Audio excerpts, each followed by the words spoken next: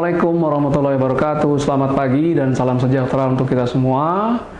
Alhamdulillah, mulai bulan Mei kemarin, penerbit Salemba 4 Patria divisi e-learning telah meluncurkan pelatihan CPA Review level dasar yang ditujukan untuk para peserta yang ingin mengikuti ujian CPA level dasar yang diselenggarakan oleh IAPI. Pada kesempatan kali ini saya akan menjelaskan contoh-contoh materi CPA Review level dasar yang diselenggarakan oleh Divisi E-Learning Penerbit Salemba, khususnya untuk materi manajemen keuangan. Jadi, materi manajemen keuangan ini sudah saya sesuaikan dengan kurikulum yang ada di ujian CPA level dasar yang diselenggarakan oleh IAPI. Jadi materinya sudah kita sesuaikan dengan kurikulum yang ada, jadi tidak akan melenceng dari kurikulum yang ada. Adapun materi yang diberikan misalnya yang pertama adalah tentang pengantar manajemen keuangan, kemudian pasar keuangan, analisis rasio laporan keuangan, biaya modal, CAPM, stock valuation, bond valuation, manajemen modal kerja, anggaran kas, dan manajemen aset tetap. Nah, dari semua materi itu kami turunkan menjadi soal-soal yang kami rancang sedemikian rupa yang insya Allah dapat membantu para calon peserta mempersiapkan diri menghadapi ujian CPA yang diadakan oleh IAPI. Setelah pemaparan dari saya ini, kami akan berikan contoh soal dan pembahasan yang ada di materi manajemen keuangan pada pelatihan CPA Review level dasar yang diselenggarakan oleh penerbit Salemba 4 Patria Divisi E-Learning. Maka dari pertanyaan-pertanyaan di bawah ini yang harus dijawab oleh para manajer keuangan. 1. Haruskah perusahaan meminjam uang lebih banyak lagi?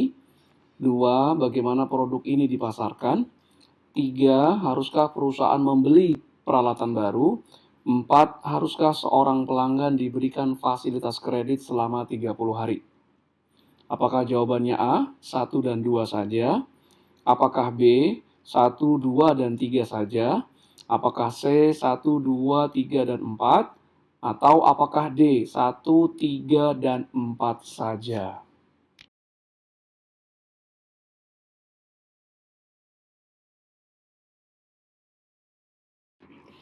Jawaban soal nomor 1 adalah D. Jadi bagaimana sebuah produk akan dipasarkan adalah keputusan dalam manajemen pemasaran, bukan manajemen keuangan. Sedangkan haruskah meminjam uang lebih banyak lagi adalah keputusan dalam manajemen keuangan tentang struktur permodalan. Apakah lebih banyak menggunakan utang atau menggunakan ekuitas. Kemudian pertanyaan, haruskah perusahaan membeli peralatan baru? Ini adalah keputusan dalam manajemen keuangan, masuk dalam keputusan tentang penganggaran modal atau capital budgeting. Kemudian pertanyaan yang ketiga, haruskah seorang pelanggan diberikan fasilitas kredit?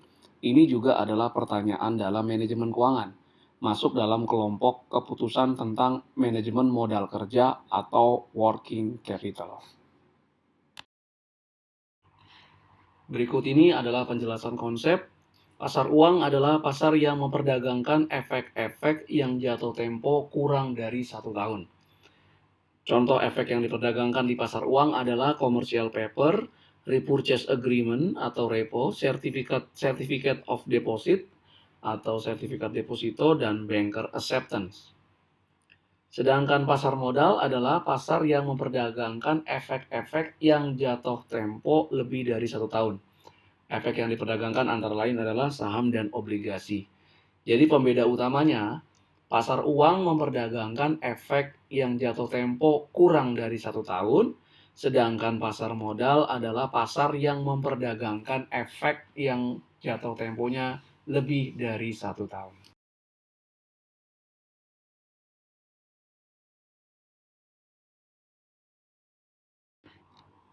Sekarang kita lanjut ke soal nomor 7. Manakah dari efek-efek berikut ini yang tidak diperdagangkan di pasar uang? Jadi yang tidak diperdagangkan di pasar uang. Apakah A. Certificate of Deposit, B. Commercial Paper, C. Saham biasa, atau D. Repurchase Agreement. Jadi mana yang tidak diperdagangkan di pasar uang? Jawaban soal nomor 7 adalah C. Saham biasa jatuh tempo lebih dari 1 tahun atau malah tidak akan pernah jatuh tempo selagi perusahaan tetap beroperasi. Sehingga tidak diperdagangkan di pasar uang tapi diperdagangkan di pasar modal. Ingat kembali bahwa pasar modal adalah tempat memperdagangkan efek-efek yang jatuh tempo lebih dari 1 tahun. Kita masuk ke topik berikutnya, yaitu rasio laporan keuangan. Di materi ini akan dibahas tentang rasio-rasio yang ada dalam analisis laporan keuangan. Ada banyak rasio-rasio keuangan yang dapat dihitung dalam analisis laporan keuangan. Namun demikian, kita dapat mengelompokkannya menjadi 5 kelompok besar yang akan membantu kita dalam menganalisis laporan keuangan perusahaan. Yang pertama adalah rasio-rasio dalam kelompok likuiditas, aktivitas, solvabilitas, profitabilitas, dan pasar. Di slide berikutnya akan dijelaskan tentang kelompok-kelompok rasio keuangan ini. Kelompok yang pertama adalah likuiditas. Likuiditas memperlihatkan kemampuan perusahaan melunasi liabilitas jangka pendeknya atau segala macam kewajiban yang jatuh tempo kurang dari 1 tahun dengan aset lancar yang dimiliki. Aset lancar adalah aset berupa kas atau aset lain yang akan dirubah menjadi kas dalam waktu kurang dari 1 tahun atau yang akan dipergunakan dalam waktu kurang dari 1 tahun. Yang termasuk dalam kelompok likuiditas adalah rasio lancar, rasio cepat, modal kerja neto, dan rasio kas. Kelompok berikutnya adalah aktivitas, memperlihatkan kemampuan perusahaan mengelola aset yang dimilikinya. Rasionya adalah rasio perputaran piutang, jumlah hari piutang, perputaran persediaan, jumlah hari persediaan, perputaran aset, dan perputaran aset tetap.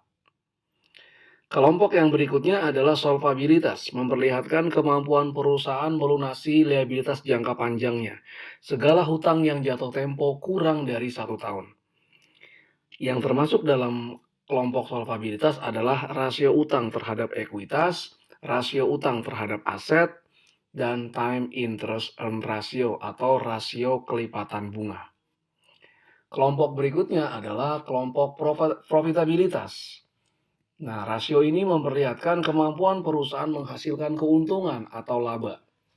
Contoh rasionya adalah rasio margin laba bruto, margin laba operasi, margin laba neto, imbal hasil aset atau return on asset, imbal hasil ekuitas atau return on equity. Yang terakhir adalah kelompok rasio pasar, digunakan untuk mengevaluasi harga saham saat ini dari perusahaan yang sahamnya terdaftar di Bursa Efek. Contohnya rasio harga saham terhadap laba per saham, nilai buku per saham.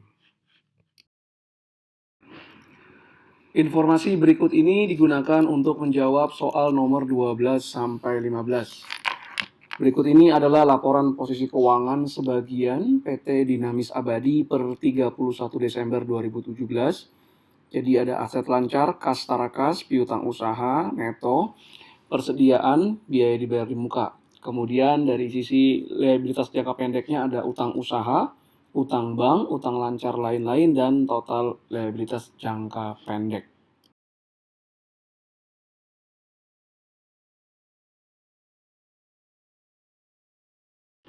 Kita lanjut ke soal nomor 12. Berapakah rasio lancar atau current rasio PT Dinamis Abadi per 31 Desember 2017?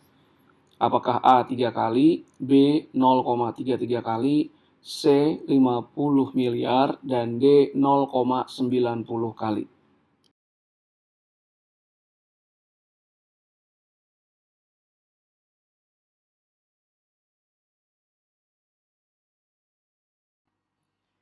Jawabannya adalah A. Rasio lancar secara formula adalah total aset lancar dibagi dengan liabilitas jangka pendek. Aset lancar sendiri adalah aset-aset yang berupa kas atau dapat dirubah menjadi kas atau digunakan untuk kegiatan operasi kurang dari 1 tahun. Sedangkan liabilitas jangka pendek adalah segala utang yang akan dibayarkan 1 tahun, paling lambat 1 tahun setelah tanggal laporan posisi keuangan. Dari soal kita ketahui aset lancar sebesar 75 miliar, adapun liabilitas jangka pendek adalah 25 miliar. Oleh karena itu, rasio lancarnya adalah 75 miliar dibagi dengan 25 miliar atau 3 kali. Dalam hal ini berarti aset lancar yang dimiliki oleh perusahaan mampu melunasi utang jangka pendeknya sebanyak 3 kali total utang jangka pendek yang dimiliki. Dalam hal ini likuiditas perusahaan sangatlah kuat. Besar harapan kami, apa yang kami rancang ini dapat bermanfaat dan membantu para calon peserta ujian CPA sehingga dapat lulus dari ujian CPA level dasar. Dan kami berharap masyarakat dapat bergabung dalam program pelatihan CPA Review level dasar yang diselenggarakan oleh Perbisa Lemba Divisi e-learning. Terima kasih atas segala perhatiannya. Mohon maaf atas segala kekurangannya. Assalamualaikum warahmatullahi wabarakatuh.